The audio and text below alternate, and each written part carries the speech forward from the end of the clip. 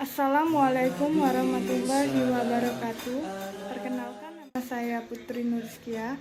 Saya berasal dari Universitas Islam Negeri Raden Fatah Palembang, jurusan PGMI, Fakultas Ilmu Tarbiyah dan Keguruan. Baiklah, di sini saya akan menjelaskan materi mengenai urgensi ibadah. Baiklah, langsung saja. Ibadah berasal dari bahasa Arab, yaitu abadah ya'budu ibadatan, yang artinya yaitu penghambaan dan penyembahan kepada Sang Kholik, yaitu Allah Subhanahu wa Ta'ala, sebagai wujud penghambaan kita dengan cara melaksanakan ibadah yang telah ditentukan oleh Allah Subhanahu wa Ta'ala. Ada dalil-dalil yang mendasari tentang ibadah. Dalil yang pertama terdapat dalam surah Az-Zariyat ayat 56 yang berbunyi, A'udzubillahi minasyaitonirrajim, Bismillahirrahmanirrahim, wa ma khalaqtul jinna wal insa illa liya'budun, yang artinya, dan tidak aku ciptakan jin dan manusia melainkan untuk mengabdi kepadaku.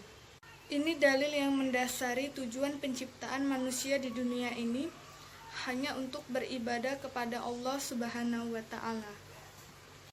Ibadah dibagi menjadi dua macam, yaitu yang pertama ada ibadah mahdo dan yang kedua ibadah ghairu mahdo.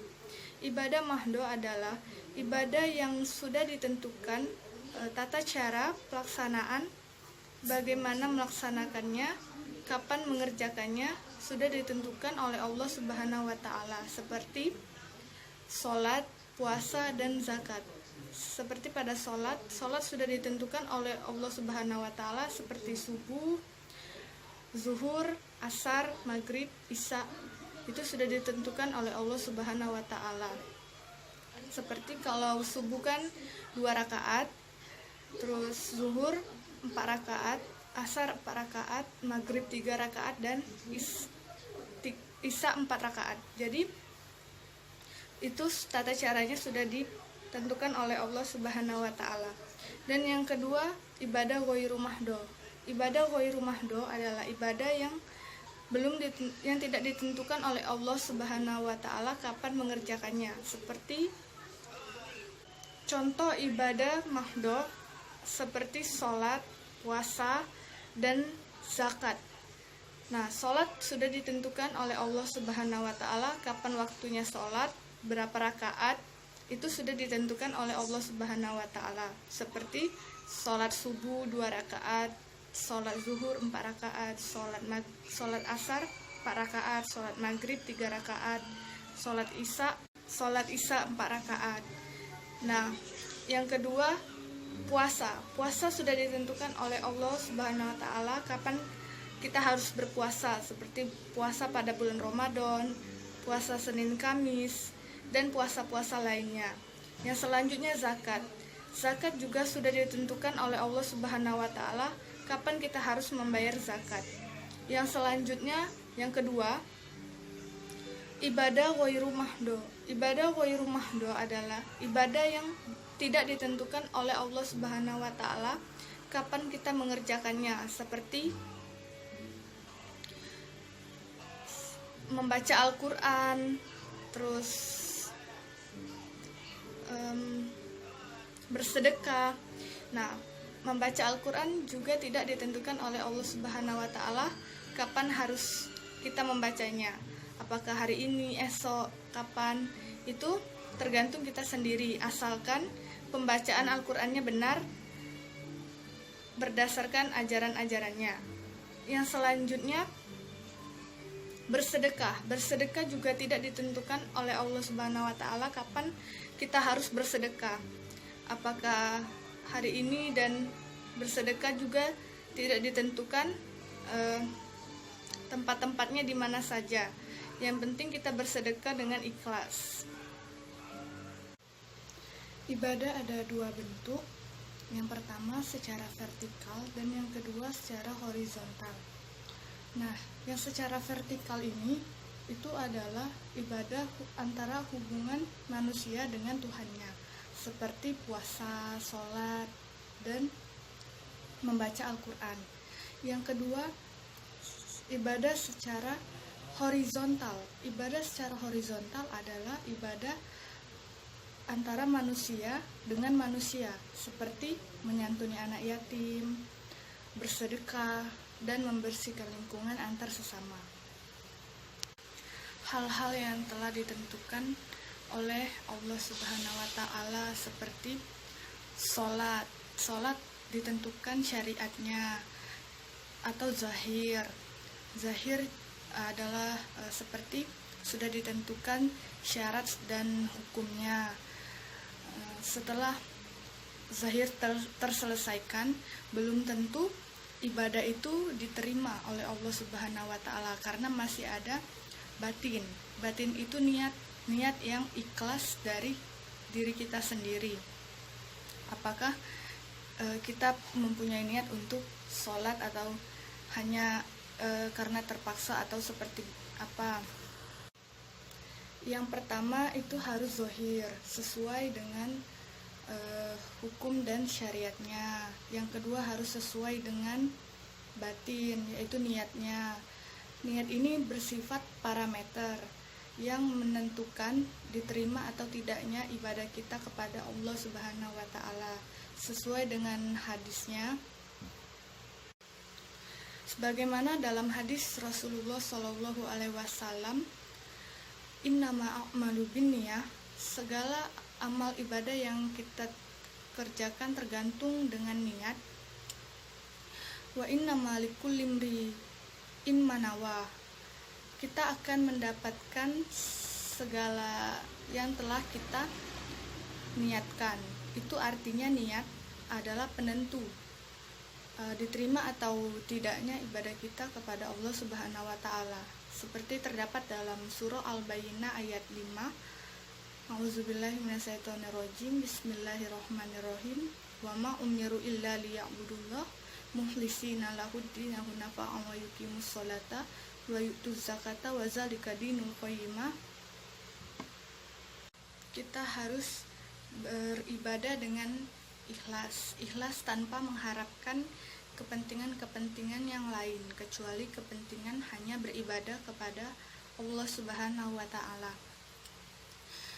Adapun syarat-syarat yang ditentukan agar ibadah kita diterima oleh Allah Subhanahu wa Ta'ala itu zahir, syarat dan rukunnya.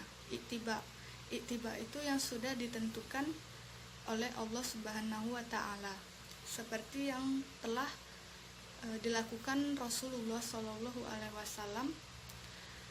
Adapun apakah kita harus mengikuti sesuai dengan ittiba yang telah dilakukan oleh Rasulullah Shallallahu Alaihi Wasallam?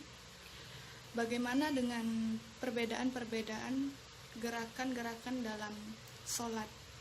Sebenarnya itu bersifat khilafiyah yang sudah ditentukan oleh Allah Subhanahu wa Ta'ala. Itu semua memang sesuai yang dilakukan oleh Rasulullah Shallallahu Alaihi Wasallam, di mana dalam aktivitas yang banyak macam-macam yang dilakukan oleh Rasulullah sesuai dengan hadisnya. Adapun hadis Rasulullah yang mendukungnya, mulai dari tangan sampai ke telinga, tangan hanya sebatas dada, itu semua punya dalil-dalil dan itu semua pernah dilakukan oleh Rasulullah Shallallahu Alaihi Wasallam dan tidak membatalkan prinsip-prinsip yang semua itu bukan hal-hal prinsip yang membatalkan sholat. Hanya itu perbedaan yang dilakukan agar untuk memudahkan umatnya dalam melakukan sholat, bukan perbedaan hal-hal prinsip. Itu perbedaan khilafiyah yang berbeda untuk memudahkan umatnya. Silakan berbeda asalkan sesuai dengan 4 imam mazhab, yaitu Hanbali, Hanafi, Syafi'i, Maliki, dan sebagainya. Berkenaan dengan tentang perbedaan sholat tadi, berkenaan perbedaan-perbedaan dalam sholat. Selain zohir, syarat dan rukun yang ditentukan agar Allah Subhanahu wa Ta'ala menerima ibadah kita, yaitu dengan batin. Batin yaitu niat yang sudah ditentukan oleh Allah Subhanahu wa Ta'ala sesuai dengan hadisnya. Sesuai dengan hadisnya, hadis kam min amali, berapa banyak amal-amal, yatasurro amali wad dunya amali akhirah, yang berbentuk amal-amal akhirat, yang itu adalah amal-amal yang berbentuk akhirat, mempunyai nilai-nilai ibadah yang berbentuk, mempunyai nilai-nilai ibadah, yaitu amal-amal mahdo, yang mempunyai amal yasiru amal wad dunya, menjadi amal-amal dunia dan niat. Karena niat, ada amal mahdo seperti sholat, puasa, zakat, itu termasuk amal-amal yang bernilai ibadah, namun menjadi amal dunia karena tidak bernilai di hadapan Allah Subhanahu wa Ta'ala, karena tidak ada niat yang ikhlas. Sholat yang tidak ada niat yang ikhlas karena kepentingan lain atau dorongan-dorongan yang lain, maka itu akan menjadi tidak bernilai di hadapan Allah Subhanahu wa Ta'ala. Sebaliknya, kam min ammalin yatasawwaru ammalin wad dunya, amal-amal ibadah yang tidak bernilai di hadapan Allah Subhanahu wa Ta'ala diubah menjadi amal-amal ibadah yang diterima oleh Allah Subhanahu wa Ta'ala karena adanya lihusnil niat, karena ada niat yang ikhlas. Contohnya, makan, minum, mandi, itu amal ibadah yang tidak bernilai di hadapan Allah Subhanahu wa Ta'ala, kecuali sebelum makan, minum, dan mandi diniatkan karena Allah Subhanahu wa Ta'ala, itu baru menjadi amal ibadah yang bernilai di hadapan Allah Subhanahu wa Ta'ala. Baiklah, mungkin ini saja materi dari saya. Bila ada kata-kata yang salah, saya mohon maaf. Kepada Allah saya mohon ampun. Wabillahi taufiq wal hidayah. Wassalamualaikum warahmatullahi wabarakatuh.